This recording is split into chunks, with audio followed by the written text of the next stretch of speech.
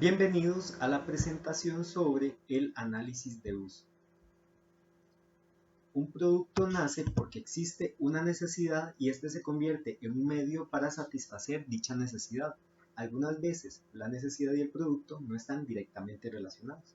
Tenemos en la ilustración entonces esta serie de objetos que son un soporte para unas tijeras. Pueden verlo por acá.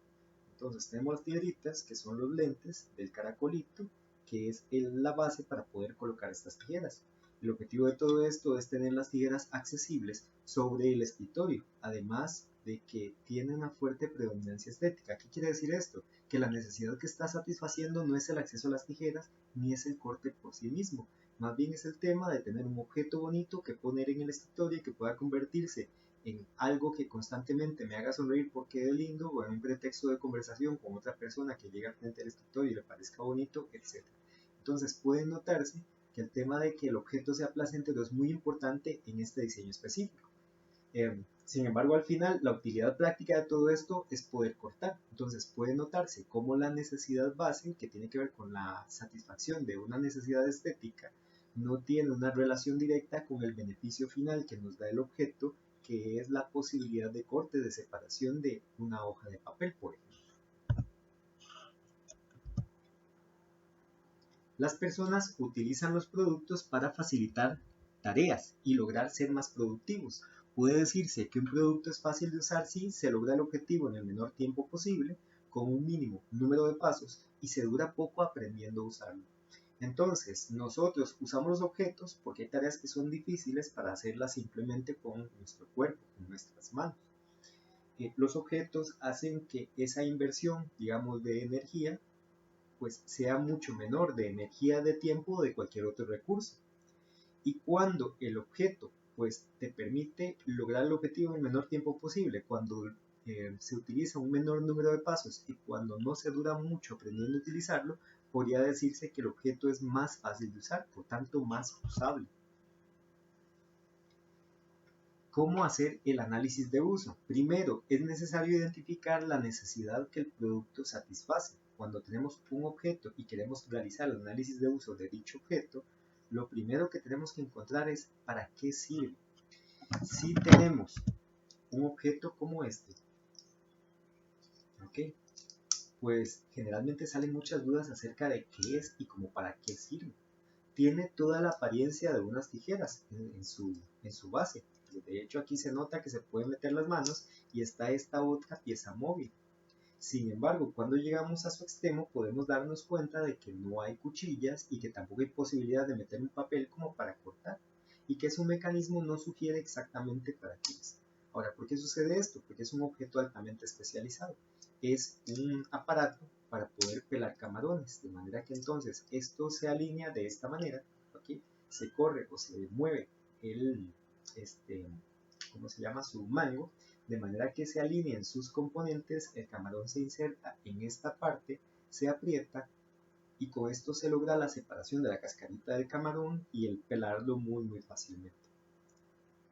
Requiere entonces un poco de investigación de nuestra parte en algunos casos para poder comprender y poder entender para qué sirve el producto. Una vez que tenemos claro cuál es la necesidad que el producto satisface, lo que sigue es entender quiénes son los usuarios. Tenemos que identificarlos. Número uno, quiénes son los usuarios del producto.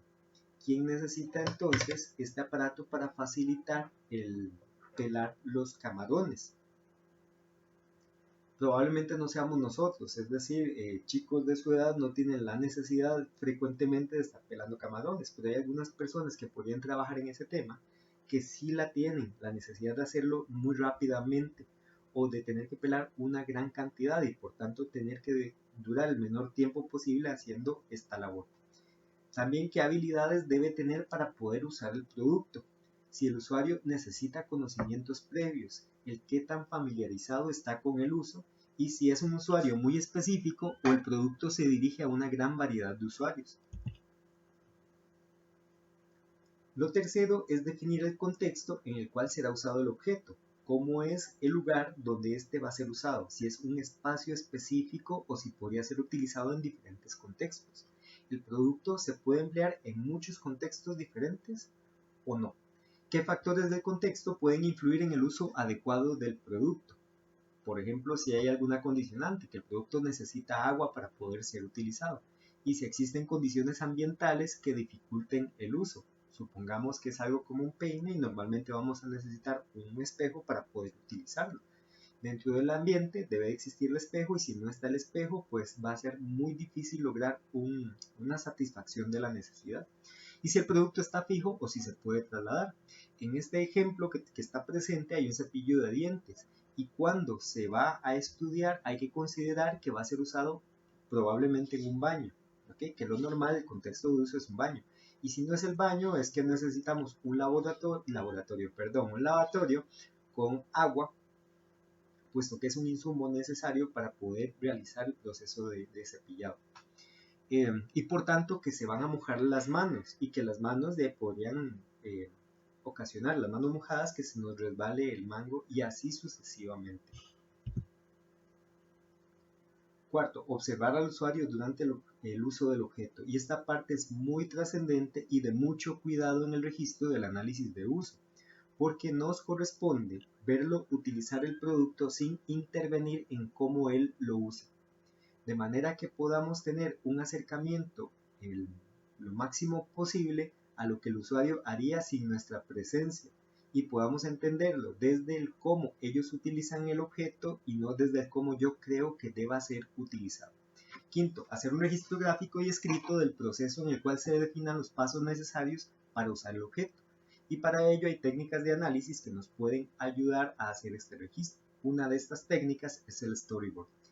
Entrevistar al usuario indagando en sus respuestas qué tan idóneo considera el producto para cumplir con su necesidad. Este paso 6 se hace a partir de los resultados del registro gráfico, en donde podríamos identificar puntos de facilidad, puntos de dificultad, puntos de dolor, que queramos saber si efectivamente lo son y podemos entonces preguntarle al usuario para poder cotejar nuestras conclusiones en el análisis gráfico con respecto a las opiniones de los usuarios en el proceso de uso.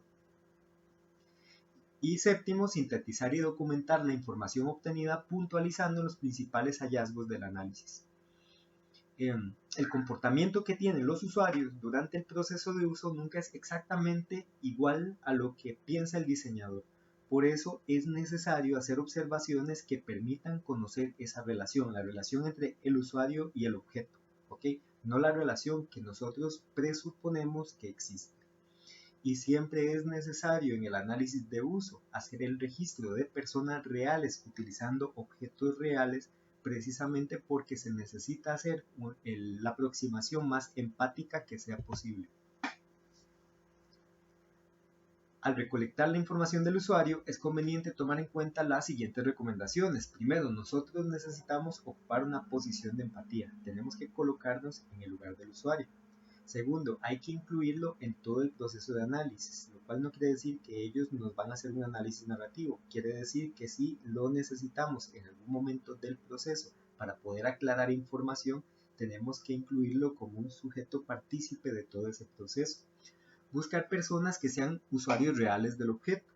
En el ejemplo que les presenté hace un rato del pelador de camarones, pues necesitaríamos, al hacer una prueba de uso, buscar a alguien que sí pueda necesitar un objeto como este, puesto que si utilizamos a alguien más, la información va a tener un sesgo, porque esa persona no tiene ninguna motivación ni ningún acercamiento con el producto.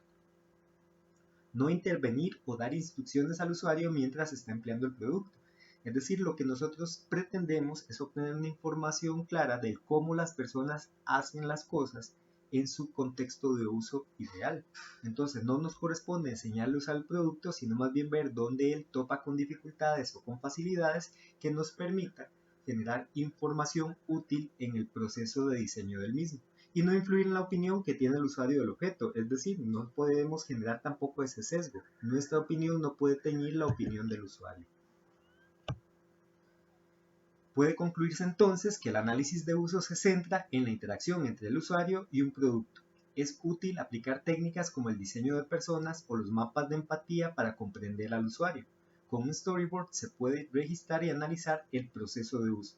Además de estos temas, también es importante estudiar cómo la forma del objeto o producto facilita o dificulta su uso, Para ello es necesario realizar un análisis de las formas llamado análisis hombre-objeto, que será visto en una próxima sesión. Y puedo asegurarles que en adelante usar un objeto no volverá a ser lo mismo. Espero que tengan una bonita semana.